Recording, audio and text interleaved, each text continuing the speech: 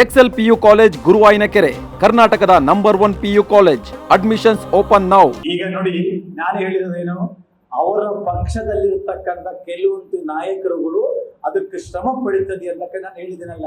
ಈಗ ಹೆಸರು ಸಮಯದಲ್ಲಿ ನಾನು ಹೇಳಿದ್ರೆ ಎಲ್ಲವನ್ನೇ ಒಂದು ನಿಮ್ಮ ಮುಂದೆ ಇಟ್ಟಾರೆ, ಹ್ಯಾಂಗೆ ನಮಗೆ ನಾನು ಅಡ್ಡಾಡಬೇಕ ಬೇಡ.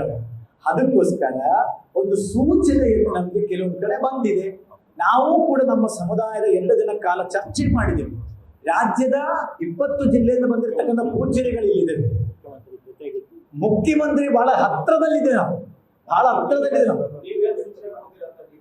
ನಾನು DK ಶಿವಕುಮಾರ್ ಅವ್ರಿಗೆ ಹೇಳೋದು ಒಂದೇ, ನಿಮ್ಮ ಜೊತೆ ಇರತಕ್ಕಂಥ ಯಾರು ನಿಮ್ಮನ್ನೇ ಹೆಚ್ಚಿನ ಮಟ್ಟದಲ್ಲಿ ಪ್ರೀತಿ ಪ್ರೇಮ ಮಾಡತಕ್ಕಂಥವ್ರು ಇರ್ತಾರಲ್ಲ, ಎಲ್ಲರನ್ನೇ ಕೊಡೋದು ನಿಗಾ ಇಟ್ಕೊಳ್ಳಿ.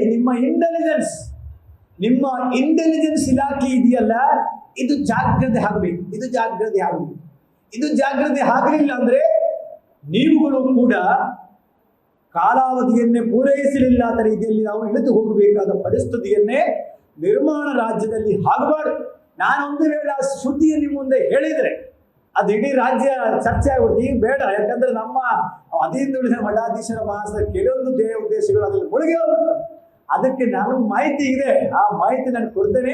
ಶಿವಕುಮಾರ ಸಿಎಂ ಆವಾಗ ನೀವು ಹಿಂದುಳಿದ ಮಠಾಧೀಶರು ಹೈಕಮಾಂಡ್ ಭೇಟಿಯಾದ್ರೆ ಎಲ್ಲ ಇದೆ. ನಿಮ್ಮ ಪ್ರಕಾರ DK ಶಿವಕುಮಾರ್ ಅವರಿಗೆ ಅಧಿಕಾರವನ್ನು ಪೂರ್ಣ ಮಾಡ್ತಾರಾ ಇಲ್ವಾ? ನೋಡಿ, ಅವರು 100ಕ್ಕೆ 100 ಅಧಿಕಾರ 2 ವರ್ಷ ಕಾಲ ಪೂರ್ಣ ಮಾಡುತ್ತಾರೆ. ಆದರೆ ಯಾವಾಗಲೂ ಕೂಡ ವಿರೋಧ ಶಕ್ತಿಗಳು ಏನು ಮಾಡುತ್ತಾರೆ, ಅದನ್ನ ಅಡ್ಡೆ ಹಾಕೋದು ಸಹಜ. ಕೆಲವೊಬ್ರು ಬೇರೆ ಬೇರೆ ರೀತಿಯಲ್ಲಿ, ನಾನು ಅದು ಹೇಳಕ್ಕೆ ಇಷ್ಟಪಡೋದಿಲ್ಲ, ಸುಮ್ಮನೆ ಬೇಡ. ಅದರಿಂದ ನಾನೇ ನಿಮಗೆಲ್ಲ ಗೊತ್ತಿರುವಾಗ ನಾವು ಯಾವುದೇ ಹಿಂದೆ ಮುಂದೆ ಹೇಳ್ತೀವಿ. ಆದರೆ ನಮಗಿರ್ತಕ್ಕಂಥ ಮಾಹಿತಿಗಳೇನು, ಶ್ರಮ ಪಡಿತಾ ಇದೆ.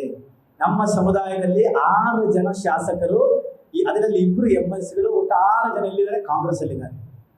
ಎಲ್ಲರ ಮಾಹಿತಿಗಳು ನಮಗೆ ಇರ್ತದೆ, ಚರ್ಚೆಗಳು ಆಗ್ತಾ ಇರ್ತದೆ, ಮಾತಾಡ್ತಾ ಇರ್ತೀವಿ.